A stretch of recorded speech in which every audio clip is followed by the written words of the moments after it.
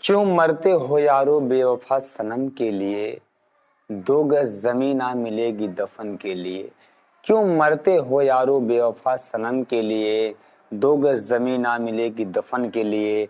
मरना है तो मरो इस वतन के लिए, तिरंगा मिले कफन के लिए।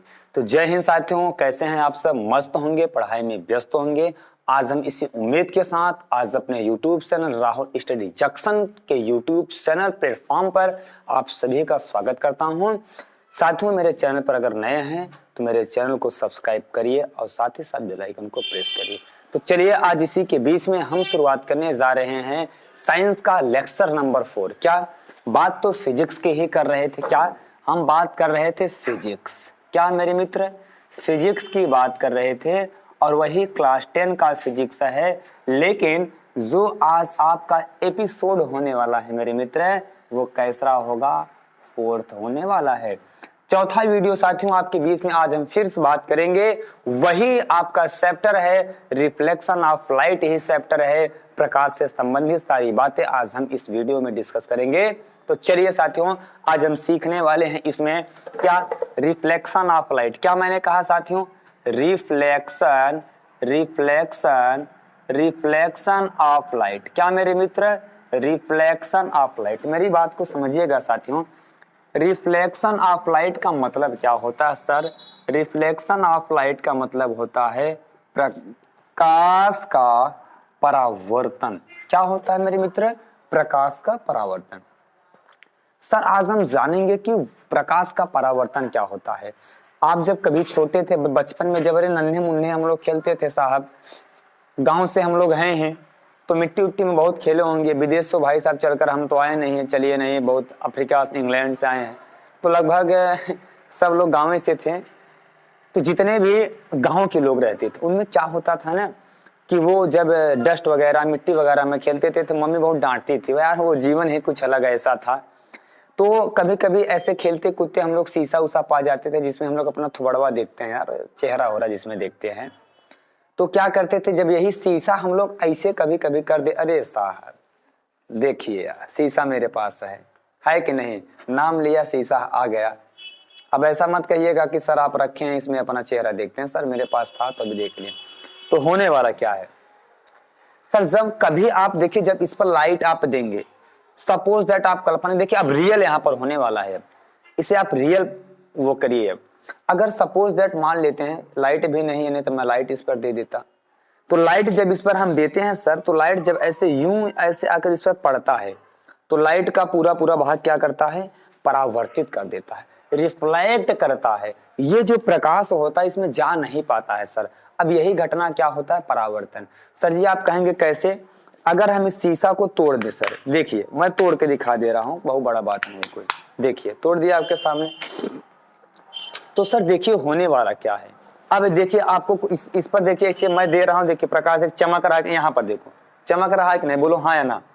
चमक रहा है। और उधर एलईडी बल्ब लगा है, प्रकाश यूं आया, इस पर पड़ा, देखिए परावर्तन हल्का हल्का दिख रहा है कि नहीं यार? मुझे तो साफ दिखाई दे रहा है। देखिए यहाँ जहां मेरी उंगली है, देखिए यहाँ पर, तो यूं प्रकाश इस पर पड़ा, पड़ने के बाद ये क्या हुआ? रिफ्लेक्ट कर दे रहा। सर ऐसा क्यों होता है? अगर ये जो प्लेन होता तो क्या इस पर होता? नहीं सर, क्योंकि इसमें क्यों हो रहा है, ये जो पिछवा आप देख रहे हैं, अगर इसको हम ऐसे स्क्रेच कर देते हैं ना, ये लाल आयरन ऑक्साइड होता है। समझ रहे हैं कि नहीं?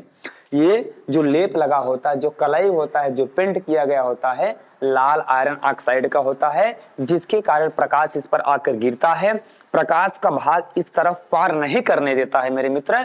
इस घटना को कहा जाता है रिफ्लेक्शन ऑफ लाइट। आइए अब एक बार हम समझते हैं। क्या? सपोज दैट सर, मान लेते हैं मेरे पास क्या है, ये कांच है।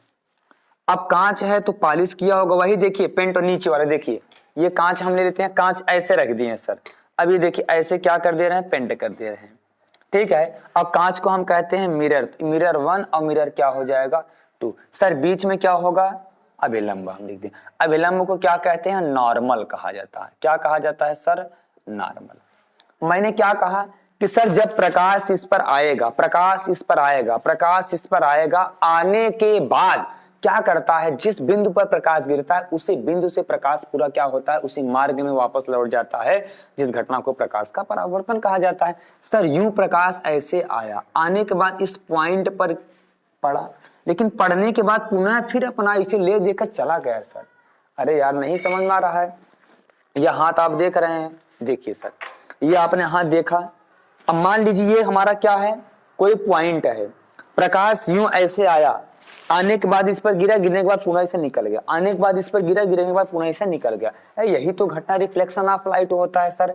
अब देखिए सर जी, क्या इसे हम कहते हैं क्या, आपतित किरण। क्या कहते हैं, आपतित किरण। ध्यान से मेरी बात को समझिएगा सर, इसे क्या कहा जाता है, परावर्तित किरण। क्या कहते हैं,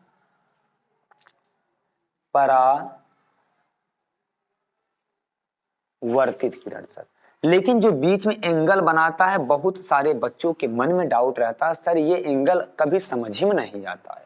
सर ये जो एंगल बनता है ये होगा आई, ये होगा आर, तो जो प्रकाश आ रहा है वो तो आपतित किरण, लेकिन जो यहां पर कोण बना रहा है इसे क्या कहते हैं, आपतन कोण। क्या कहते हैं, आपतन कोण। इसे क्या कहते हैं, परावर्तन कोण। क्या कहते हैं सर, परावर्तन कोण। अब ये होता है क्या, प्रकाश का जो नियम होता है, रिफ्लेक्शन जो कहा जाता है, इसी घटना को कहा जाता है। सर जी इसके मुख्यतः दो नियम होते हैं। क्या, इसके मुख्य दो नियम होते हैं, पहला और दूसरा। जो प्रकाश आ रहा, मैं लिख रहा हूं क्या, आपतित किरण। ध्यान से बात को समझिएगा सर, अगर वीडियो आपको जैसे साफ नहीं देख रहा है तो वहां पर आप सेटिंग में जाकर उसकी क्वालिटी आप बढ़ा लेना, लगभग 360 कर देंगे तो क्वालिटी आपको ऑटोमेटिक दिखेगा। आपतित किरण एवं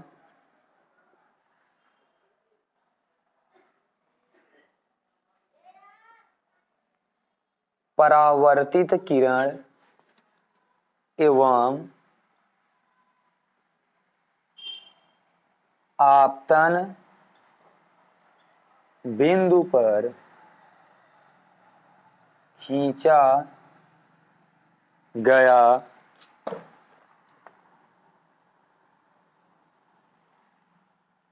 अभिलंब तीनों एक ही समतल में होते हैं। समझिए साहब। अब देखिए दूसरा क्या होता है कि आपतन कोण आई तथा परावर्तन कोण आर एक दूसरे क्या होते हैं, ये बराबर। सर आप इतना लिख दिए मैं नहीं समझ पाया, आइए समझाते हैं सर।